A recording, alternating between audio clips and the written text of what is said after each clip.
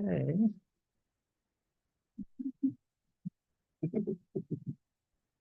Okay, so we are live on the internet. Welcome everyone to this celebration of Time Remaining, the republication of Time Remaining by James McCourt. Thank you for coming.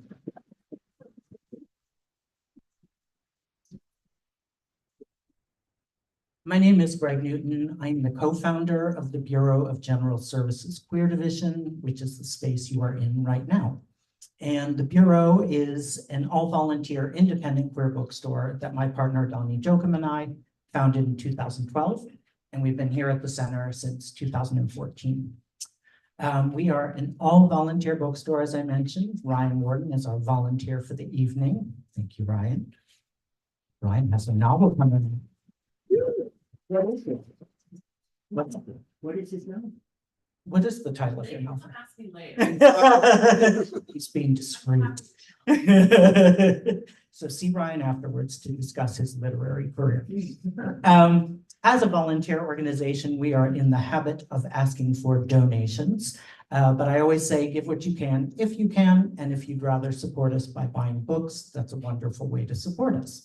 But I'll pass this around. There's some change in the bag. There is also a Venmo QR on the back if you want to give that way. And for those of you online, you can give on Venmo at BGSQD. I'll pass that around. And if you're not already on our email list, you can sign up for that at the back of the room or on our website, which is bgsqd.com. And you'll get a newsletter every other Monday about our upcoming events. And it is high season, so we have many, many events coming up. Before we get started, and before I introduce James and Tim, I wanted to read a land acknowledgement and a call for a ceasefire in Gaza. So the Bureau acknowledges that our organization operates on the unceded land of the Munsee Lenape. We encourage you to join the Bureau in signing up to make a monthly donation to the American Indian Community Houses Mannahatta Fund. The Mannahatta Fund, according to its website, is an invitation to all settlers and non-native people who wish to acknowledge the legacy of theft and genocide that comprise the history of New York City and the United States. And you can find out more at mannahattafund.org. We also want to recognize that today, May 30th, is the 237th day of Israel's genocidal campaign against the Palestinian people, funded by our tax dollars and enabled by our government's unwavering support. We hope that you will join us in calling for an immediate, permanent ceasefire, an end to the siege, and an end to the occupation in order to stop the collective punishment of Palestinians and to ensure the swift delivery of desperately needed food, water, medicine, fuel, and humanitarian aid to the people of Gaza.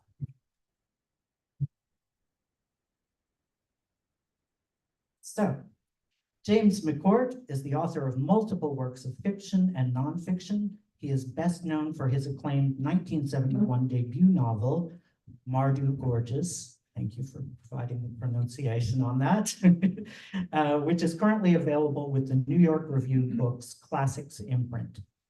Queer Street, The Rise and Fall of an American Culture, 1947 to 85, published in 2003, was identified by the New York Times as an heroically imaginative account of gay metropolitan culture, an elegy and an apologia for a generation. Critic Harold Bloom listed Time Remaining as one of the 100 best novels of the 20th century. James McCourt lives with his husband, author Vincent Verga, in New York City with summers spent in Ireland. They've been together since 1964. Tim Young has written the new introduction for Time Remaining. He has been thinking and writing about the role of literature and music in the narrative of life for many decades. In addition to a series of essays on popular culture for Design Observer, he has contributed work for the Yale Review. Please give them both a very warm welcome.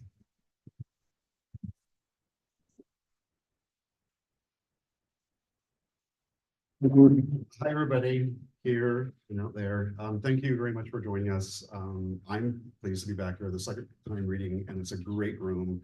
And it's exactly everybody who I really like. Just put everybody here, all our writer friends and new friends. And we're going to read a bit, some samples from my short introduction, and Jimmy's going to read some from the book. But we want to sort of put a contextual note around it. The book came out in hardcover in 1993. It is now a rare book, but guess what? We have a copy here, and if you got a raffle ticket, one of you might leave with a custom signed copy of the rare first edition, which is wonderful. The new edition is in an imprint of Rebel Satori, which is LH something, but anyway, it's an imprint of Rebel Satori publishers in New Orleans who did the Weemus Burroughs books and a lot of other wonderful things. So check out their website.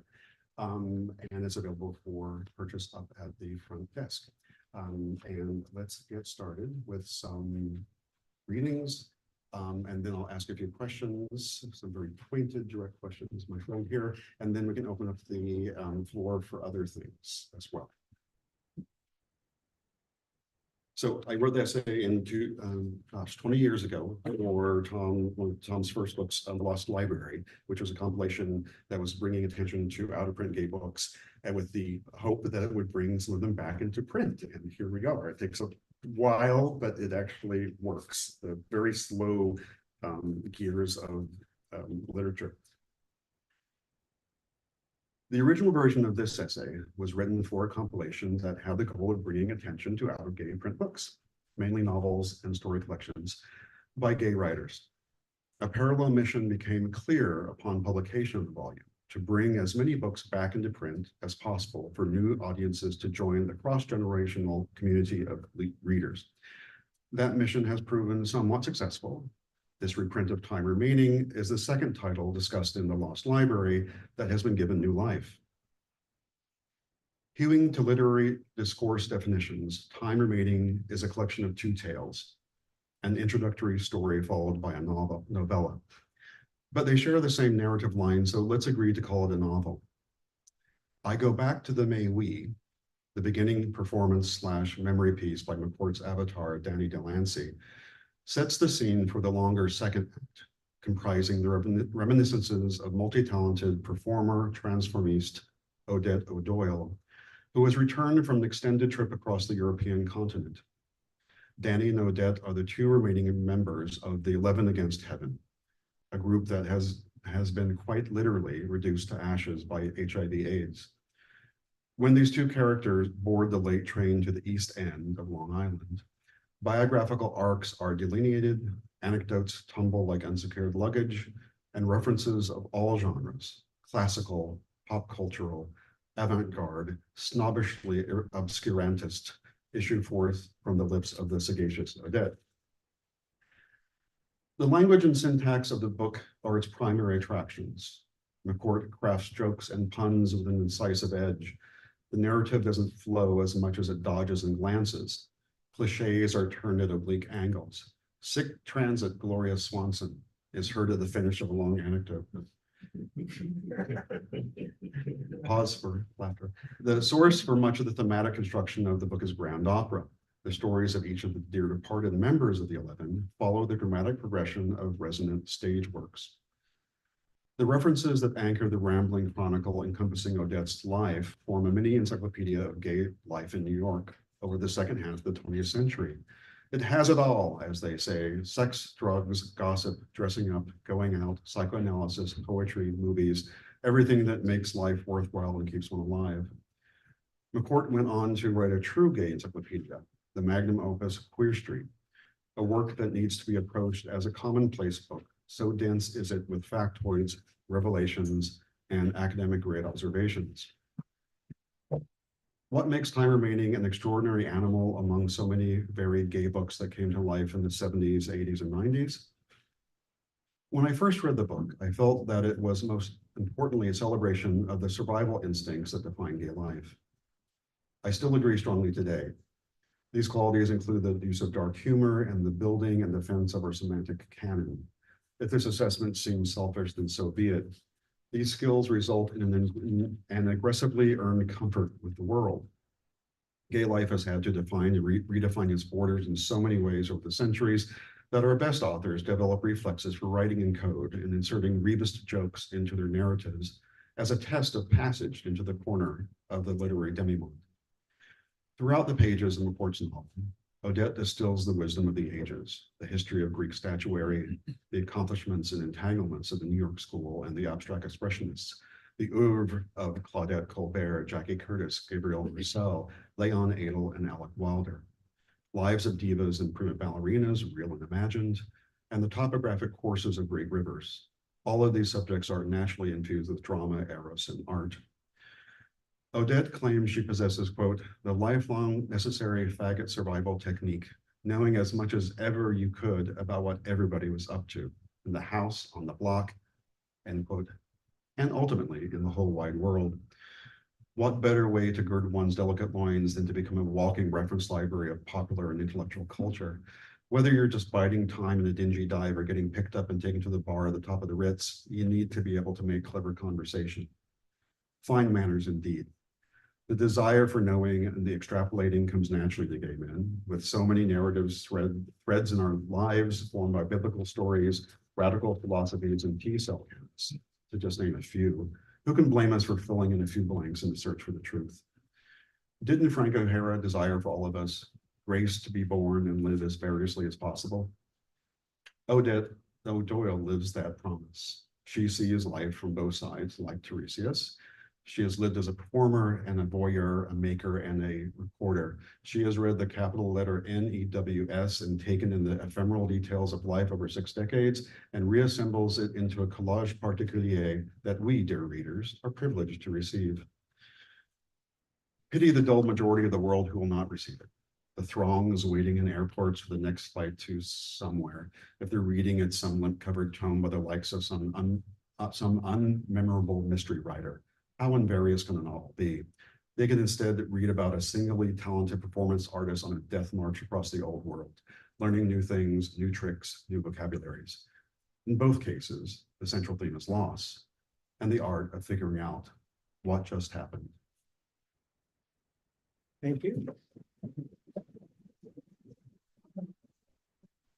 I'm testing this. Is this on? Testing in the back? Yeah. Okay. Good. Yeah. Wow. Thing is, here's the thing. When you thank you. When you have an indication, I mean, an introduction like that, it's sort of like listening to a long speech and thinking, oh, I remember that. I remember that. So you spin off, you know. So I can't do that because we'll be here all night. And but there are a few things that I want to say ahead of time. First of all, it was mentioned that Vincent and I met in 1964, and 30 years ago what am I saying? 60 years ago this fall coming. But today actually is our anniversary. Wayne and Christopher has informed me that this is a magic number, 59. That's nice. I didn't know that. Okay, now the thing is, when Tom, 2 years ago, maybe and a half, something like that, when Tom Major Tom, came to see Ian Vincent and proposed this project, this situation, this thing here, I thought, God, really?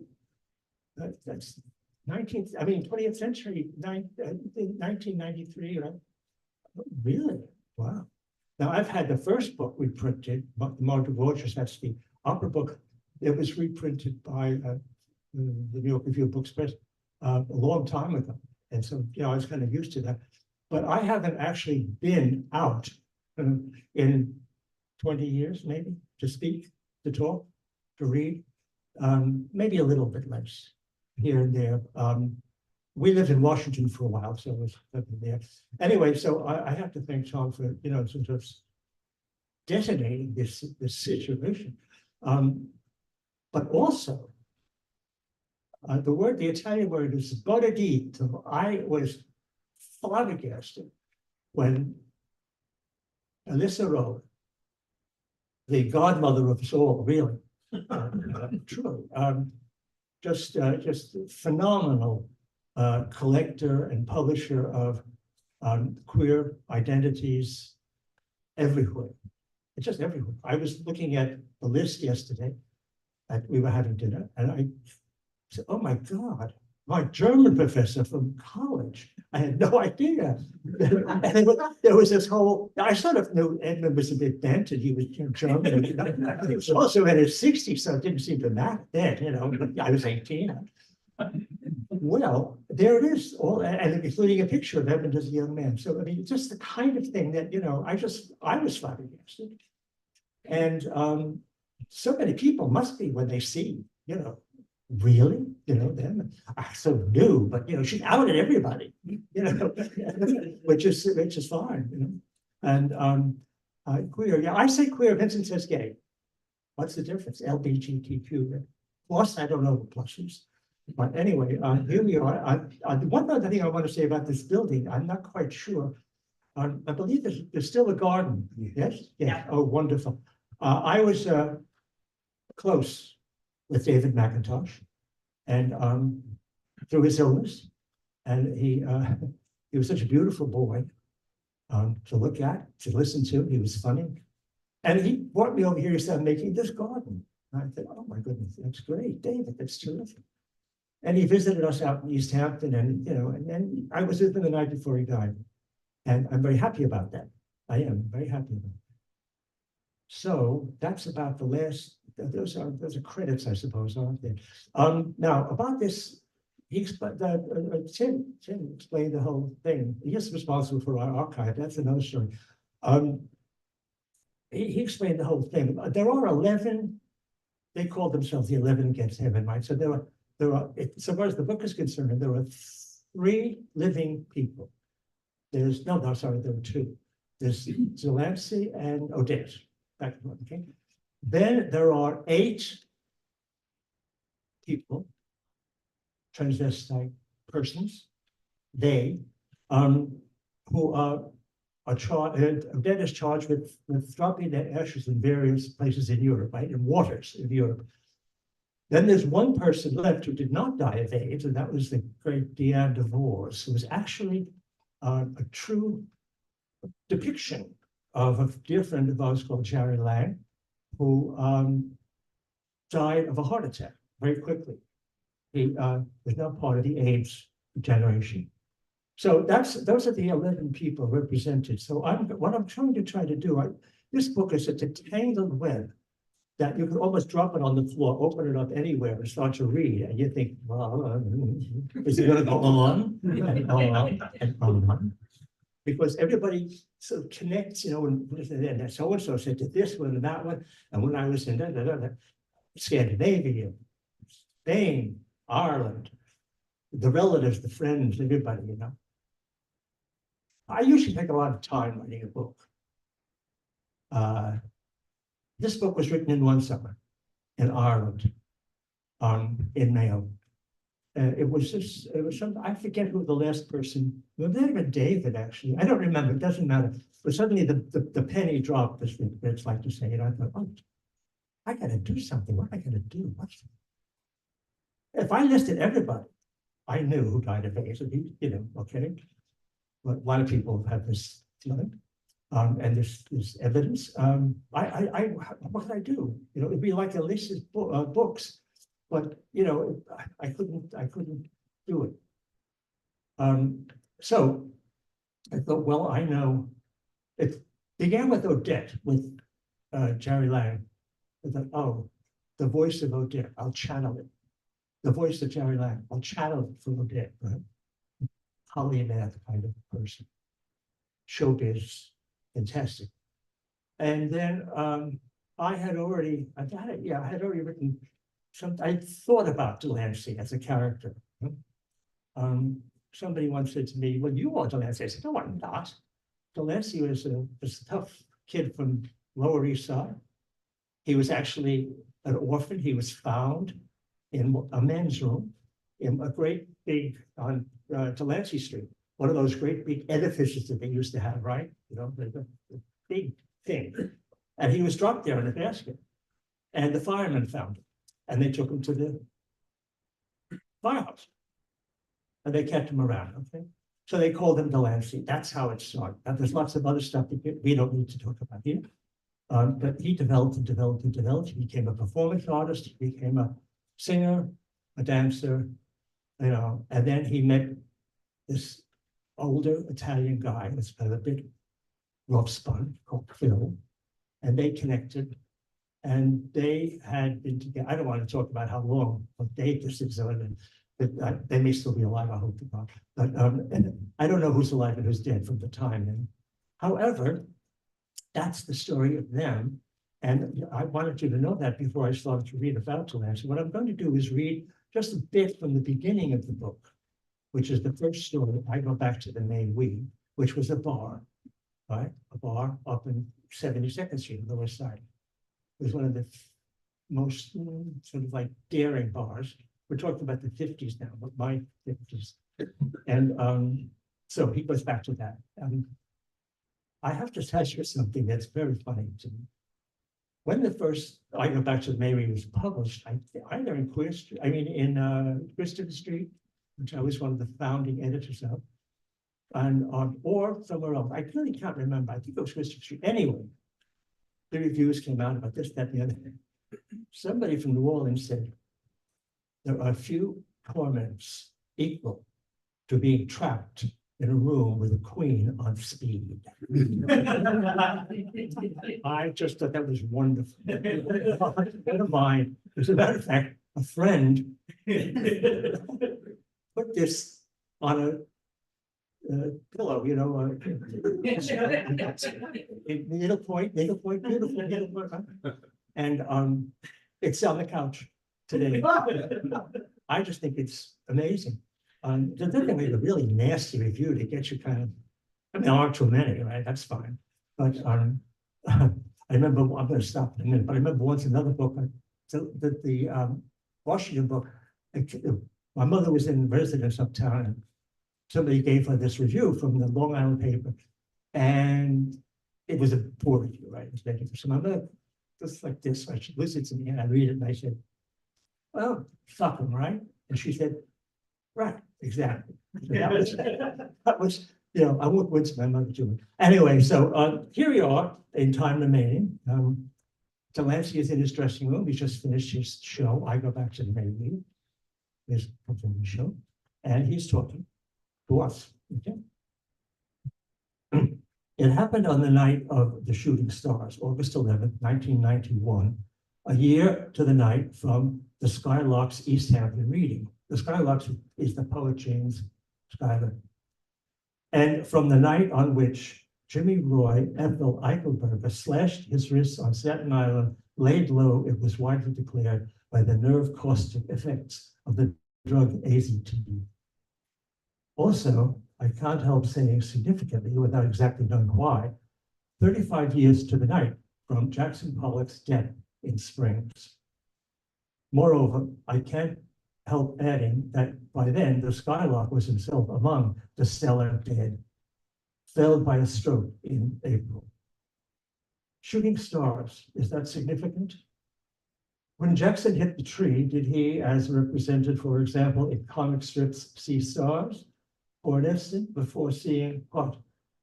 Did the Skylark, who saw more than anybody else, see them or anything like them? Before seeing what? God or nothing? And could they not be the same after all? Have you ever seen them together? Phil had been on the phone on Saturday after the matinee. Odette's back at last. Odette's back at last. She's coming to the show tonight, and she'll ride out with you after, so we could finally find out everything that happened. We're going to Bridgehampton, where Delancey and Phil live. Yes, I was sitting in my dressing room between shows, musing not over my beads and lots of four, but perhaps as a combination, emotional recall, sense memory exercise to gear the performance. Maybe you'll discern a pattern to the choice over 4 of the postcards Odette had sent from Europe. The one of the Irish castle I've already mentioned as preamble to the performance text of I Go Back to the Main Week. Just so you know, since this is itself a postmodern document with the directions on the package, and also suggests to me as I reread it, a crossword puzzle that is its own solution. The preamble signifies the remainder of the text from the reprise of when the 1950 Oldsmobile convertible Jackson Pollock was driving at breakneck speed, hit bump, etc. He hit the oak tree, flew out of the thing, hit his head, was dead. The one Phil had talked about most affectionately, some fellow broad backstage at her dressing room looks like Odette herself when she cannot come out to see us and hangs around the kitchen on Sunday morning in her bathrobe. Namely, Toulouse-Lautrec's La Clowness Cow. Miss Odette O'Doyle, like Miss Banquette, undertook this voyage because she was beautiful, not for a holiday. In beauty, there is no holiday. Beauty is a steady occupation. That's it there.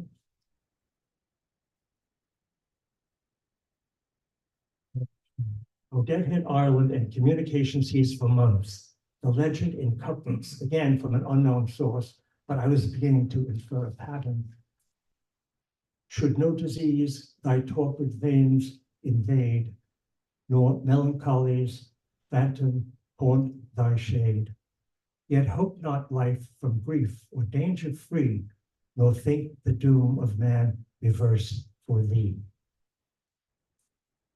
I told you why Phil had reminded me as the weeks of Odette's absence turned into a season.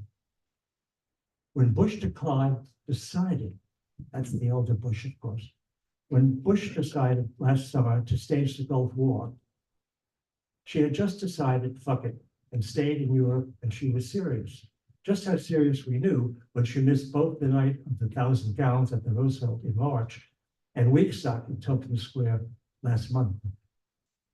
She'd still be over there probably if the war hadn't turned out to be just some flash forward, then fizzled American tantrum, and if Skylar hadn't died. A few days are all we have, but isn't there more days than years? She finally written from County Mayo in June. Just call me Terry O'Doyle and consider, if you will, upon receipt of this, noting the date of dispatch, just what meaning there is in Ireland to the term haste post haste. Reckoning with, as Henry James says, the Atlantic Ocean, the General Post Office, and the extravagant curve of the globe. Okay. Odette always gets her way, says Phil, and without destroying anybody either. Well, nobody we know of, nobody we ever cared about anyway. Nah, nobody I would have heard. She's been around longer than you. Odette's just something unusual, something else. You could say one for the books, a nice girl who didn't finish last, which is why I'm sure she's done good, like she said she was going to do. It's true Odette never finished last or anywhere near it, but for the simple reason that she never competed. At the night of the 1,000 Gowns, for example, she never missed one, but she never entered. I conclude long ago, dear, she once told me, that I am essentially the whore on the concourse, if you take my meaning. So we ended up terracing up 2nd Avenue in a cab to Penn Station to catch the 12:32, me intending to interview my friend on the long ride out, Odette and Delancey, to how the French ventriloquist would say, nom de guerre, the two sole survivors of the 11 against heaven. Nobody on the Rialto ever called us, either of us, by his rightful name, although you could look either of us both up in the Hall of Records. Yes. Okay, I'm going to open the book and talk about the end of the book. Imagine all these stories floating around, intertwisted, all the kind of thing, various people dumped in various places in Europe and waters, rivers, the Holy Well, the ocean at Sitges in Spain. Some of the names of these people are kind of interesting. There's Miss Faith Healy, there's Miss Hope Chess, there's Miss Charity Ward, there's Mercedes Talgo Benz, There's all kinds of people. That's what drag names. We don't ever know their real names. I certainly didn't. I knew a few. Okay, so that's what we're gonna do. And can I just find some? Oh, yeah, there it is. Yeah, so the train is getting close to Sagaponic, to Bridgehampton. You can walk from Bridgehampton and you drive to Sagaponic, turn right, and you go down the ocean. At the end of that ocean drive, at the end of the island ship, that's where Truman Capote and Jack, it has been done for. And so they're kind of halfway down in their house, a sort of old, beat up, kind of wonderful, true Hamptons house. Nothing like today. You see in those days, even up to 92, that Bridgehampton, East Hampton, is still habitable by us. And, I don't want to put these people down too far, but it's quite awful now. We were thinking about going out this weekend, and I said, this is kidding, it's a holiday. Okay, so where are we? Take a minute. 56. Yeah, the epilogue. Here we are.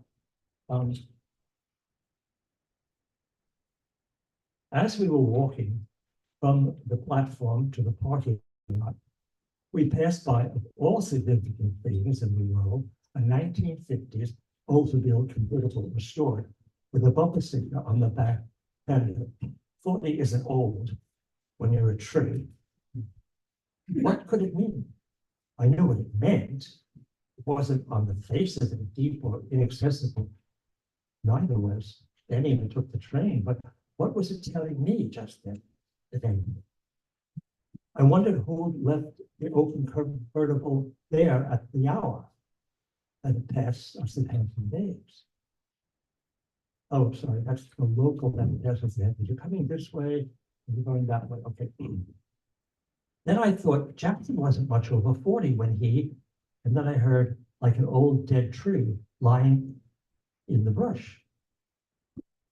So I was supposed to make something out of it, apparently. According to a Morgan, that's the poet, in all this you're reading, I am not only not dead, not even sleeping, definitely not here, see above, but rather do not miss this, the central intelligence. That's what he said, Bob. The central intelligence transformed into the leading actor, registering and evaluating everything that happens, including what happens to and in myself. How could this be true? I asked myself seriously. I didn't make Odette up. She's no fiction, or without her words on tape, is she? Unless what? I get her up with me on stage on Second Avenue, say hello. People would be there all night, the way they always are up at Symphony Space on the Upper West Side. Remember them? Pretending to be poor, no more. A Morgan goes up there every June with a lot of other people to read from Ulysses. They read Ulysses all night long. First question, mine. Which is the return journey? The journey to New York or to Bridgehampton? And in my case, the journey to Europe or the journey home in Odette's? There is no correct answer, is there? Okay. What about Jackson Pollock? What if he'd been up there all along on the perihelion of the planet Rose? Walking away, getting up, whatever, like Osiris, risen from the dead. Maybe I thought the extraterrestrials would put us all in a heaven movie. I'd willingly step down and let Jackson play Christ. I could play John the Divine, the writer, remember?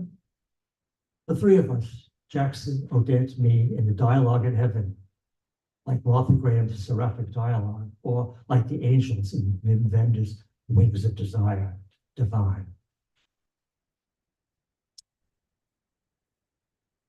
And about question with no correct answer. In the spirit of moving right along, exactly what I was doing, trying to keep awake until driving down Sag Main Street, I felt the first blast of pre-dawn Atlantic air hit me in the face. When you could off at any station by the end of the line, but the end of the line, you always wonder who's still on and how far they're going and what they'll do when they get there. Whereas when you get off at the terminus, you never wonder why anybody is going, where anybody is going, or I don't anyway.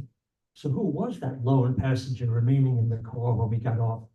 For that matter, who left the open 1950 Oldsmobile convertible and took the train to New York?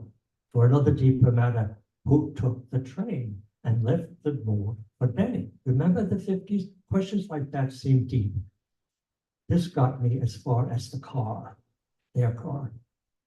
We drove along the Montauk Highway with the top down, chasing the train until it disappeared, outran us, and heard it whistle, waking the just in Wainscott. I took the right onto Stagg Street, and then blasted Atlantic Salty and swept up and made me feel I was not absolutely gorgeous, at the very least, very alive. First Light and Cockrell came together, and as we drove toward the beach, Odette noticed in the rearview mirror that the ridge of the main moraine, where the glacier had altered in the Ice Age, was a shape roughly parallel to the south face of Michigan, the mountain in northwestern Mayo that guards a Morgan's eccentric pile, full of fruit. That's where we live in the summer. Then they have a tarot reading, which I think is very important. Odette decided that I was looking to be haunted, that, like her, I had a sense of survivor guilt. But fundamentally, darling, in the end, it all comes down, doesn't it? If only we knew, if only we knew, if only we knew what there is to know. The dusty answer gets the soul, but for certainty, not for certainties in just our life. Odette said that couple had been big with the Cambridge Fairies, despised themselves and their gophers in London during the war. It turned out that had reminded Odette of me in the Platinum Blonde at the time of Judy's death, when everybody had been so afraid for you. And she sent it with a funny message. One, remember, I didn't recall. This is turning into its own little nouvelle in Tampa Lane.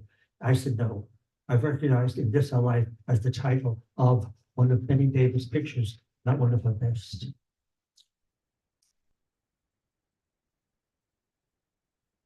Here we are. Okay.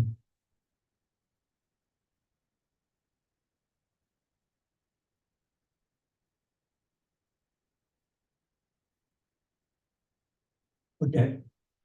She was coming from the bathroom, so as he says, and going toward the guest room across the creaky hall floor beds. Sleep tight, I said, adding, and don't thank me for giving you a chance to talk. Thank you for being wise and kind, for letting me see how you are. Oh dear, she whispered, leaning against the door jamb of the guest room as the bright yellow sun poured in through the white curtained windows. Marie Therese, wie gut sie ist, die alte Waschli, from Rosenthal. Then wistfully, opera is such a scream, dear. The old Marshal is all of 35, and your mother, let's face it, passport control is getting on for twice that. Excuse me, but I've been looking in the bathroom mirror. Remember sufficient reflection? Well, it can be overdone, as can soliloquy, even if, as Professor Bloom so brilliantly remarked, it is the signal mark of both Shakespeare's characters and that of the author of the Book of Jay, that they change their ways and moderate their means only after listening to themselves. As the girl said, how can I know what I think until I see what I see? Getting close to the end here.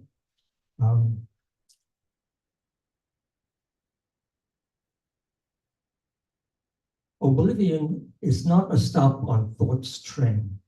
It can't be called out, or if it is and can, its terminus you always seem to sleep through. The way I used to sometimes ride back and forth, passed out on the F between Delancey Street and 179th in Jamaica. Nor are there 11 against heaven. Have they gone anywhere into oblivion. It still gets me how, when I think back, I can't think of them not yet dead. And if I write this down, although they are dead, as I said right at the beginning, that there will be in the telling a point at which they will not yet have been dead.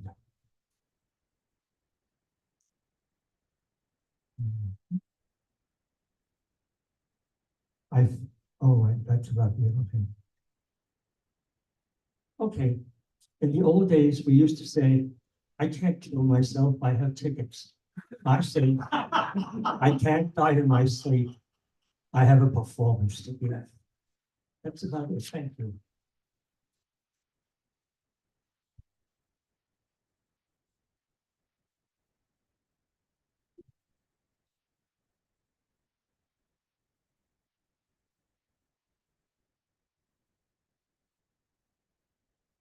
Thank you for that. My first question is, when is the audiobook coming out? Because I love hearing you reflect on these things. Not that was a bad starting joke. So I have a few questions Yes, kind of. to ask, and they won't be too personal. But I think our guests here might have some, so I'll ask a question, then I'll ask, and they can raise their hand or shout out something or say stop. So as an archivist, I just want to know, give us the quick arc of your literary life. We know Marty Gorgeous, but Marty Gorgeous didn't just come out of When I was nowhere. 8 years old, I decided. Then, I put out a play in the kitchen. I wanted to be a playwright, actually. I really did. I wrote a couple, but it never panned out, actually. That was my fault. but you were both at Yale. You were both at Yale in the 60s for drama. Oh, that was about acting. Acting, okay. No, I'll tell you the truth about my going to Yale. I had been out for about 7 years. And it was 1964 in the spring. And I had a professor called J. Max Patrick at NYU, a brilliant, carrot-topped queer professor of the 17th century. And I wrote a piece, a thing, class piece on a Herrick. And he thought it was really quite terrific. And he read it out loud to the class. And he had a place out in Fire Island. And I visited him out there. And he said, look, I'll put this in the MLA and you can join the, I'll put this in the PMLA and you can join the MLA, Modern Language Association, blah, blah, blah. And I said, Max, I don't want to. He said, well, what do you want, you little whore? I said, Max, I don't know. This was like, I sort of broke off at NYU. It was after the assassination, it was this and that. It was, I knew I didn't want to be an academic at that point. I just knew it. And I said, well, I acted in some school plays. And he said, oh, yeah. Said, well, there's only one drama school that you can go to, and that's Yale. So you might as well. I'll write something. I said, but you're a professor of literature. I'll write something. So he did, and they gave me an audition. So I went up there and I did my turn, which was Richard III, the opener. I had played it on stage in school. And so I went back and hanging out at the opera line still this spring. And they said, well, do you want to go to New Hampshire? And I said something like, well, I'm absolutely fucked out in New York. I mean, I can't get another blah, blah. There maybe there's some men up there. I mean, there's going to be actors and whatnot. No, I'm going to go and see what I can do, right? Well, that's a lovely ambition. He said, you're going to be an actor? I said, well, I can act the part of acting. I'm an actor. I said, yeah, I'll be an actor. Okay, I'll be an actor. I'll write plays like Noah Coward and I'll act in them, a couple of snorts. But so I get there and it was a wonderful class. And the center of the activity in that class was Vincent. Everybody adored Vincent. Hanging out at his house, hanging out here and hanging out there. So things weren't working out too well for me and my roommates. And, but I was doing very well in acting, I mean, quite well, actually. I was doing things that I never thought I could do, like method acting. That's what they taught. I took a hatful of rain, dope addict. I played, talked to me like the rain and let me listen. I was drunk in a bathtub full of ice cubes. You know, feeling like that. And Vincent did some quite wonderful things, comic things, really. Blah, blah, blah. So I'm hanging out at Vincent's house, apartment, of course, Chapel Street. And finally, I'm sitting on the couch. And finally, I'm playing all my records, my opera records, and people are getting, you know, and Vincent is making some light food and whatnot. Days pass. It's getting to be May, and the English couple was there for the year, and they said, Vincent hated Yale, like the teacher taught. So I thought, he said, I'm going to go to Catholic University. Change. I said, no, you are not going to Catholic University. You're not going anywhere near Washington, D.C. So I said that Ralph and Joanna want us to go to London. And she said, what will you do there? I said, I want to get into an acting school or something. But still, not, you know, he was very timorous. So I figured I had to seal the deal, right? So I did. I sealed the deal with a couple of martinis and some opera records. And so off we went, and boom, we got to London, and the rest, we stayed there for 2 years, came back, went back to, so an analyst that we both went to said, well, the reason you're sticking together is that you found yourself in a sort of alien or new position, a new city, and you had to make it. You had to shop, cook, screw, right? So that was that. So here we are 59 years later. That's the story. Now about my what? I love that. I'll just ask a random question. No, I wouldn't say about the writing, because I think the writing in general, this is an oversimplification, but the Martyr just sort of came out of nowhere, and everybody just loved the book. Right? About opera. Right. Well, and the connection, Sandy McClash, wrote you a fan letter, right? Oh, yes. He introduced me to you, I wrote you a fan letter, so we're here. So how long was that gestated? At what point Gestating? did you say the it's a story? first part of No to Gorgeous when I was in college. And that was 1960. And a lot of stuff intervened, but these plays that I kept trying to write. Until finally, this is an amazing story in itself. This wonderful guy called Donald Limes, who was a regular at Max's Kansas City in the Warhol crowd, a brilliant professor type, polymath really. And I showed him this story that I had written for college, right? I do something like it. He said, Jimmy, are you going to pass this around like the sugared sonnets, or are you going to do something with it? Here, do this, do this, do this.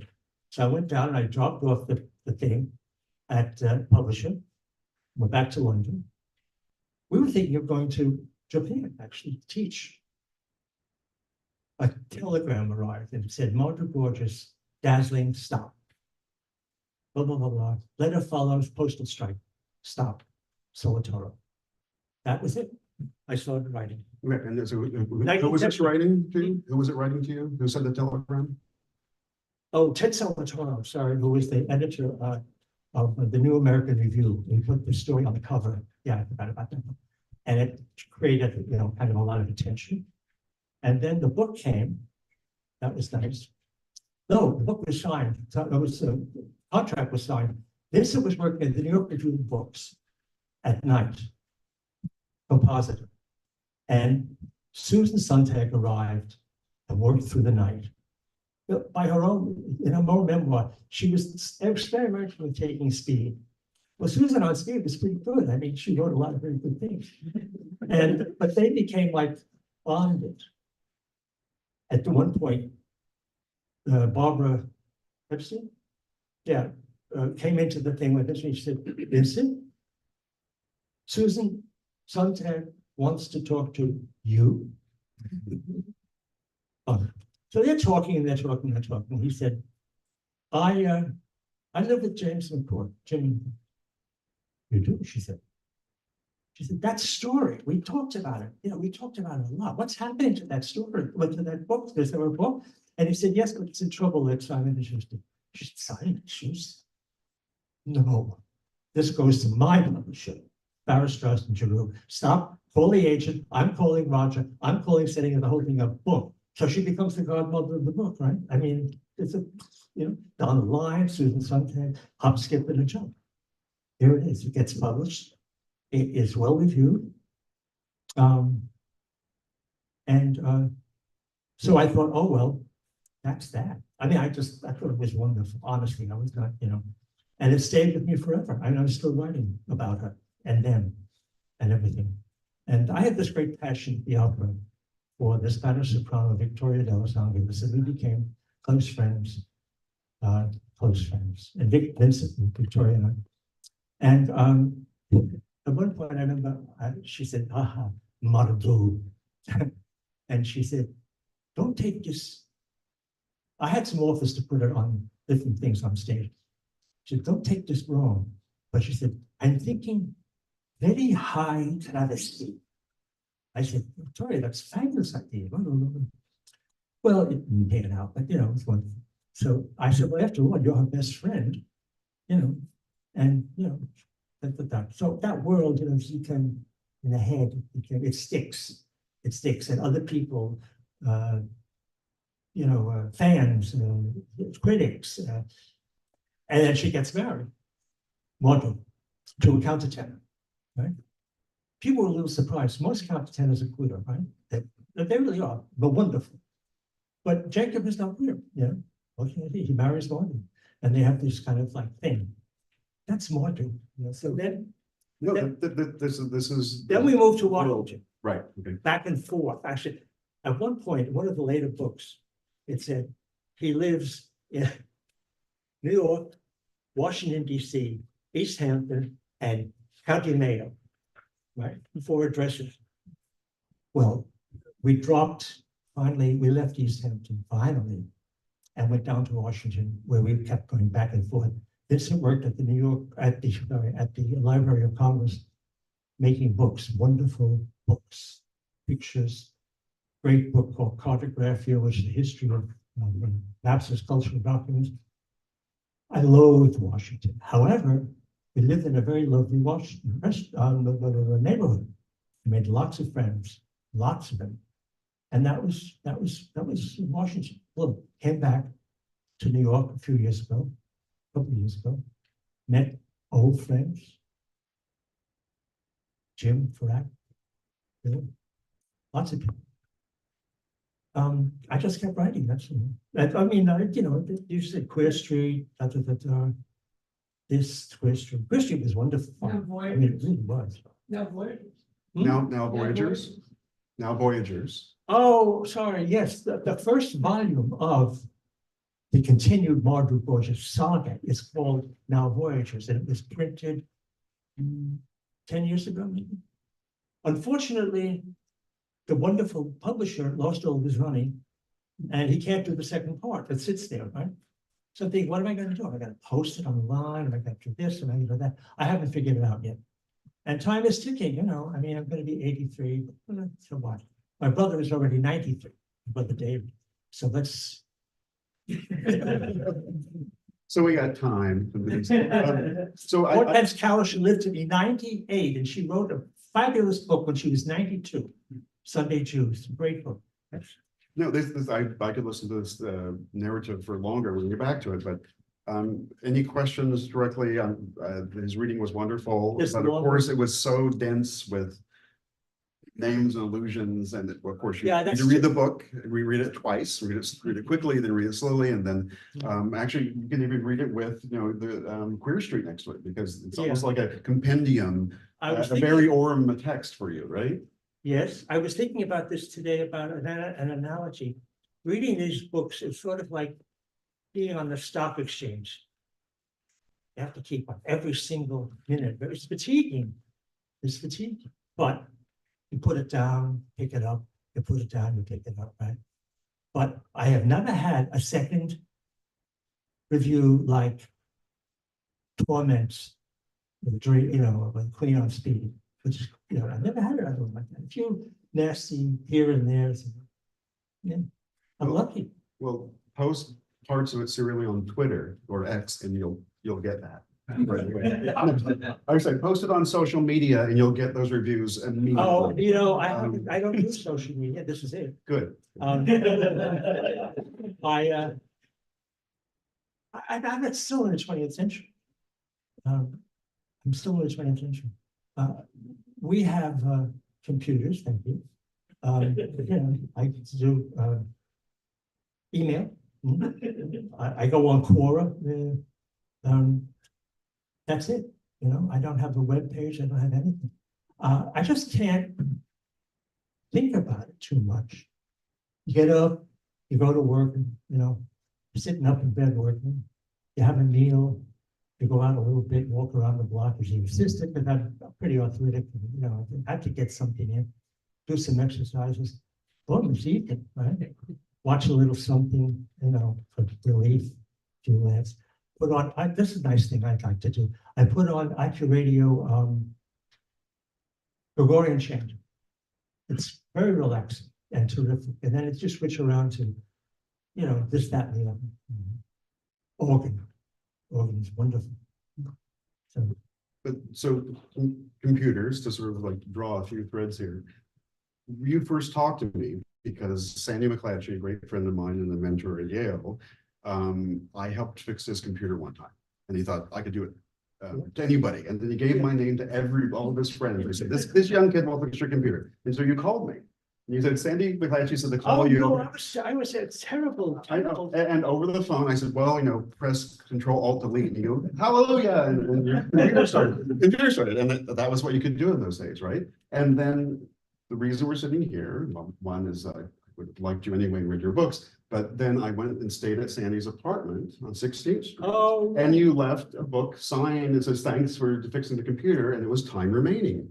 And I got it home. I said, it's wonderful. It's sad. And I was downloading something on AOL, which was a computer service. And you had this box that squeaked really high. And you got on and you downloaded something. And the box said, Time Remaining, about how long it was. And I said, I should read that book. And I did. And the thread, my friend Tom Geyer now lives in Sandy's apartment. It's a very, very small world that we sort of like, there's 5 scenes, 3 stage settings and about 20 characters, right? Yeah. And we just sort of move around, but that's how we met, through that's a right. computer. There's an angel in all this. Yeah. That it really, this is important because it was a great friendship.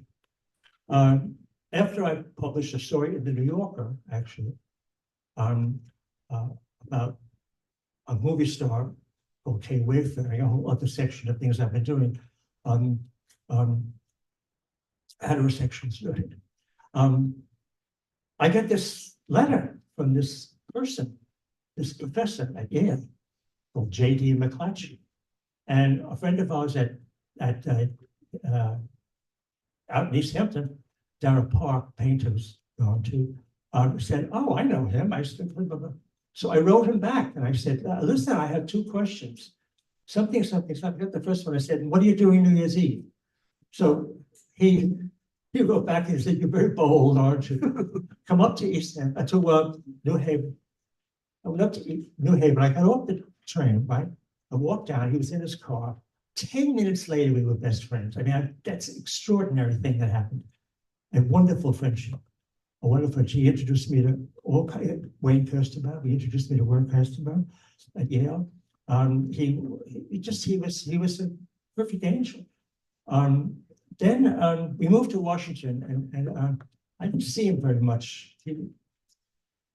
He said, "What are you doing down there?" I said, he was quite adamant about this, you know. So I wouldn't say we drifted apart. There wasn't a moment of unpleasantness about it. And then he took up with us. He said, book design, actually cover for this Chip Tape. And he had some unpleasant quasi-marital experiences before. Anyway, they got married finally. And to my shame, actually, it shifted a little bit. I remember him saying once, when it comes to a decision between lovers and dear friends, there's no choice. So I thought, oh, okay. As I said, there was no resentment. There was exchange of emails and then they kind of dissipated. I had no idea that he was ill. He was ill for years, some years. He kept it quiet. One day, down in New York here, or was in Washington, Vincent brought his obituary another. I just was knocked out, right? So I talked to Tim and I said, fill me in. So he filled me in. And so I know all about Sandy. And he's a wonderful poet, editor of the Yale Review, a great guy, a great person, and a great career. It was a great career. There wasn't much to fill in. I thought, it's like all these people who thought they were close. There wasn't much of the story except for I saw him once during the 2.5 year illness, which he said was nothing. And the last voicemail on Valentine's Day, long rambling voicemail. Thank goodness it was also the things where it got transferred to a computer. So I have the audio files, but it's very interesting to think about that. It was, we always think, oh, it's us, right? And you look at it and when you get the story from other people, you realize, well, time, it's friendships. Remember what Gertrude Stein said? Before the flowers of friendship faded, right? So things fade, things change, but you blink and then 4 years have gone by. You think, oh, we only had 2 emails, right? Well, I've had a lot of friends who died. I'm very close, So. Anyway, if I were going to write anything again, he would be in it, Yeah. It's quite a story, actually. Wonderful. Okay, thanks. Okay. Well, so we're just here, sort of like a couple of old high school friends talking. Questions. Somebody has to have a searing question, an interpretive, literary, or gossipy question. Yes, sir. Come on. Yeah, so you write in bed, right? Usually. Hey, me and Marcel Proust. And I'm wondering. We're both dancers too. And they both write very long. Well, that's what I'm wondering is, do you find that things come in bursts, or do you have to parse them sort of piece by piece, or is it both? Piece by piece.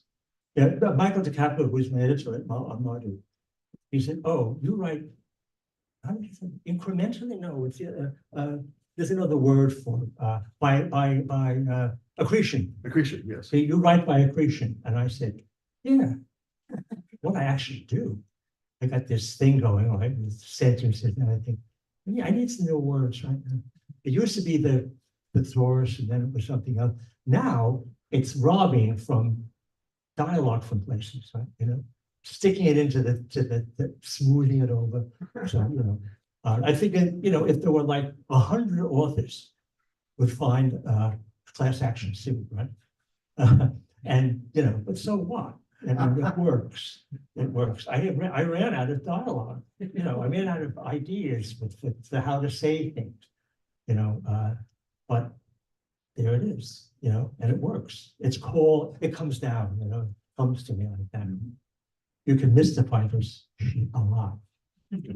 But so are you writing like on a big cardboard paper? No, I'm writing on a computer again. Okay, so I used to write very long, that went up to Yale to the very long sheets, Right. like this.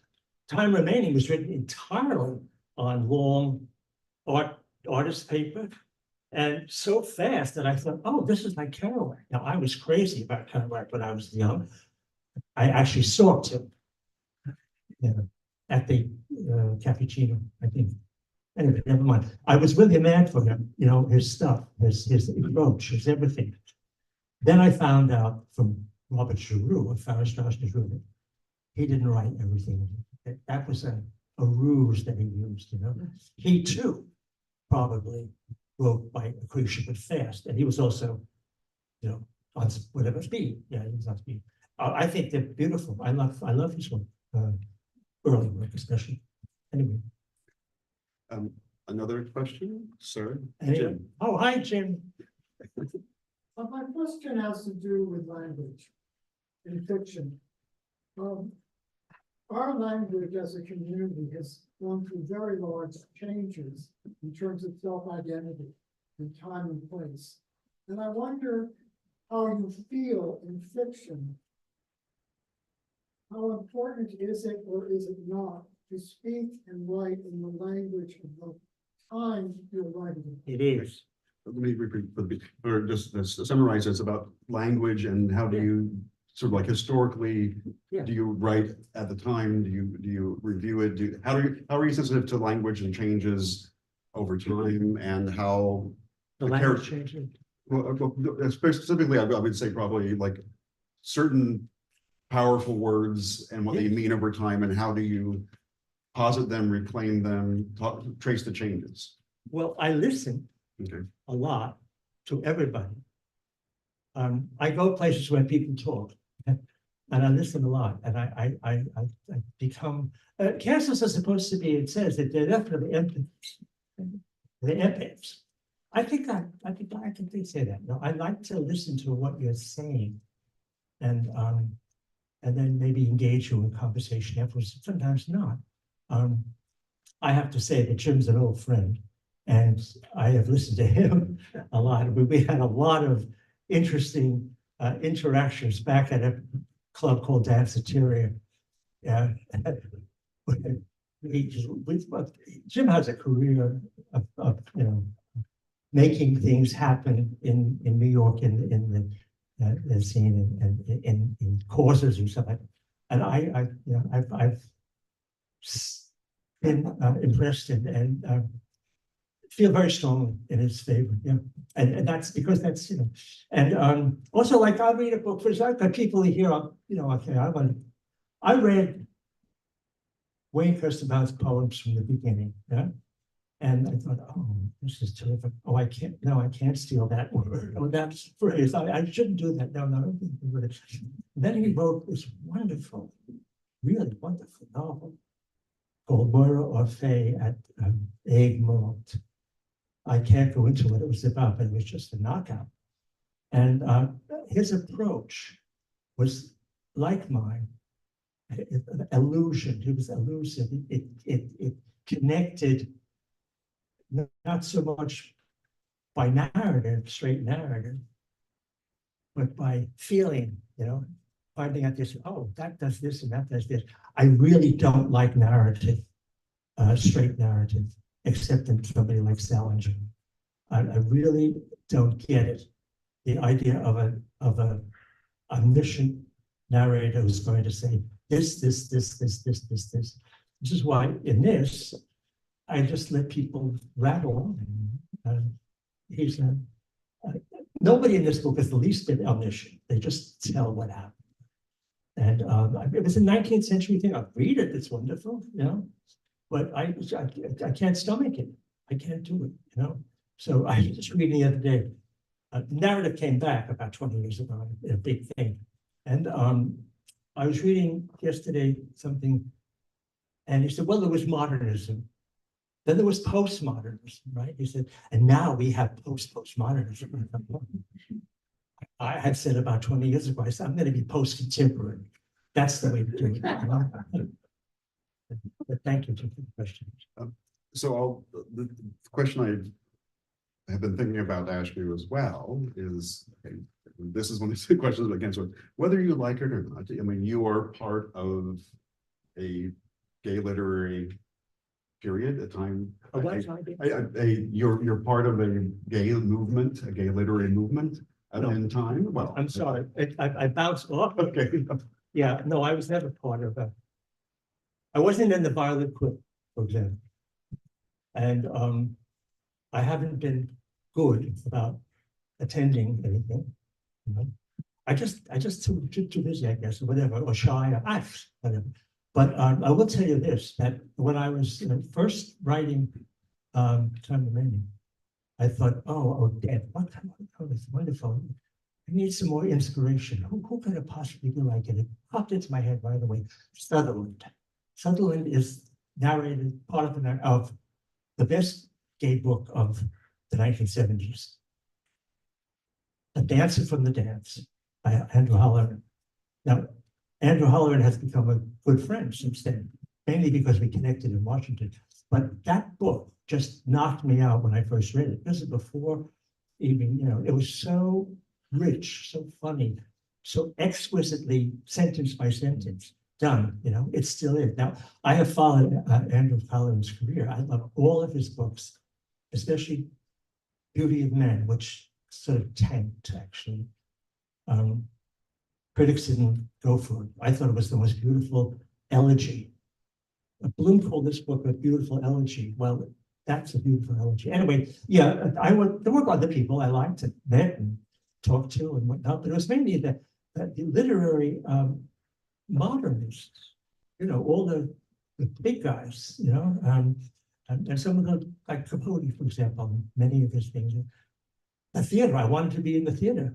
I thought I could never get over the whole Eugene O'Neill, progression, Tennessee Williams, blah, blah, blah. And then that stopped for me.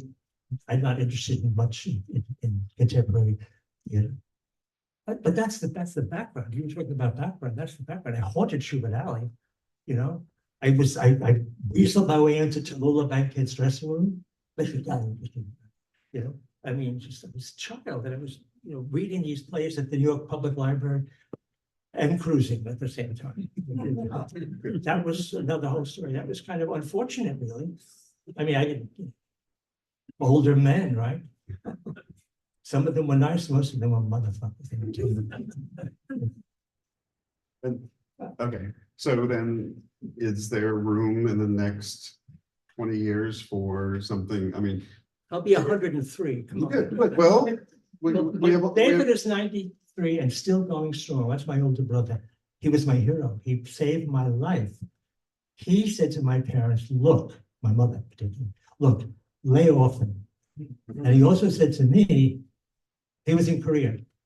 And when I got my draft card, he said, okay, let me tell you one thing. He said, there's going to be another, this is 1958, there's going to be another war in Southeast Asia, and you are not going anywhere near it. You do what you have to do. And that same summer, I was out visiting him and my sister-in-law, who just died at 95. He said, and they held me together, right? I was like cracking after the first year of college. I don't blame my parents, my mother particularly, but it was hard to be queer. I mean, I don't have to reiterate all that. We all know that, it was hard. It was illegal. The fact that it was illegal and you might get arrested, that was a sizzle. That was kind of almost interesting, especially with, and then like the Everard dance, right? The Everard dance, the legendary event. I was just, just a frequent flyer, I was in there all the time. And they said, well, the raids are all like set up, and we know what it is. He said, because after all, Captain Soldier, he's queer, he's gay, he's queer. Queer cops? Well, yeah. In fact, they have their own, they got their own organization. New York, you see, New York, a lot of being this kind of writer, Bloom said this, Professor Harold Bloom said this, you have he has, there's something very Damon Runyon about him, the illustrious early New York writer. There's something, naughty, not necessarily vulgar, but something, he's cynical, ironic, and it's all a bluff. But, that's the way that was definitely true. And also I had my, blackouts and my thises and thatses in the 60s and the 70s, and that stopped, thank God. So, I lie awake and I think I've got to do it. Start at the beginning and do it. Well, do what? Years and years and years of work, just talking into a microphone like this. I don't know. Anyway, never mind. No, I was gonna say the dread word. I just did it. Memoir.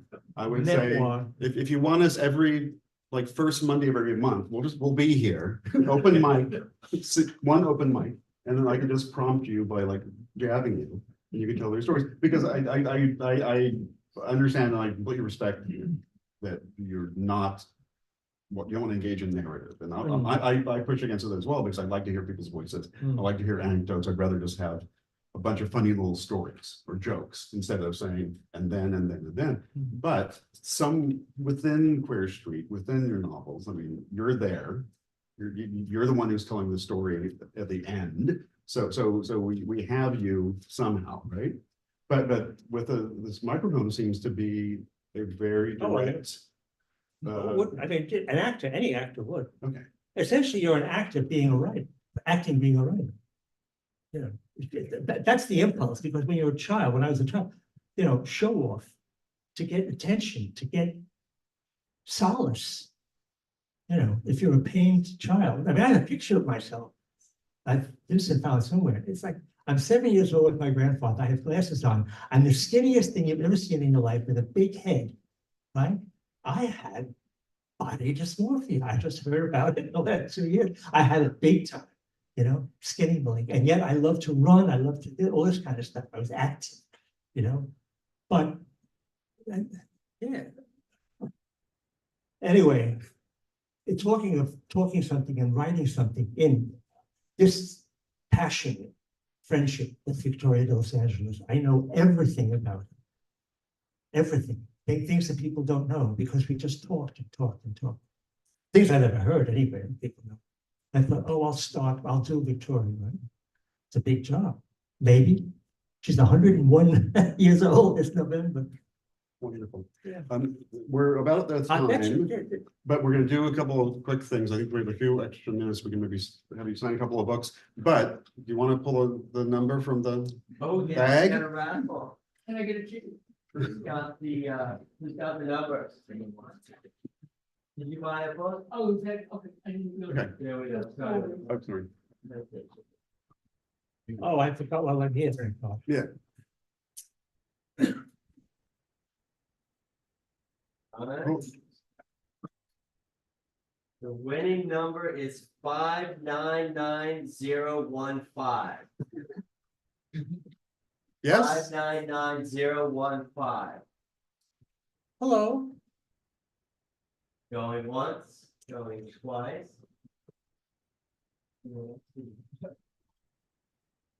They heard you read it and said. They just don't want that book. Last can't please everybody. numbers are one. I mean, have you three, feel like you're trapped in a room one between us? straight up, winner in the back. Yeah, there we go. So we're signing the book for him as well, okay?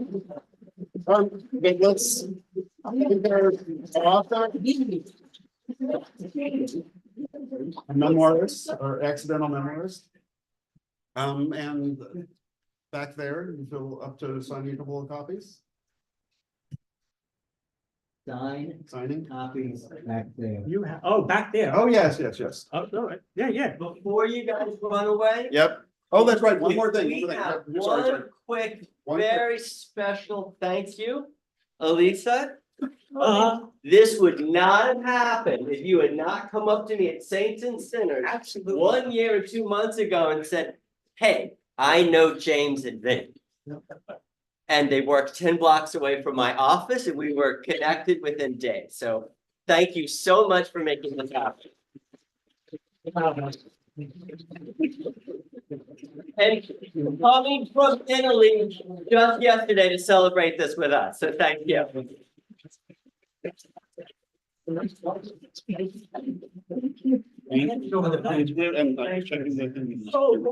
Yeah. Good night, everyone.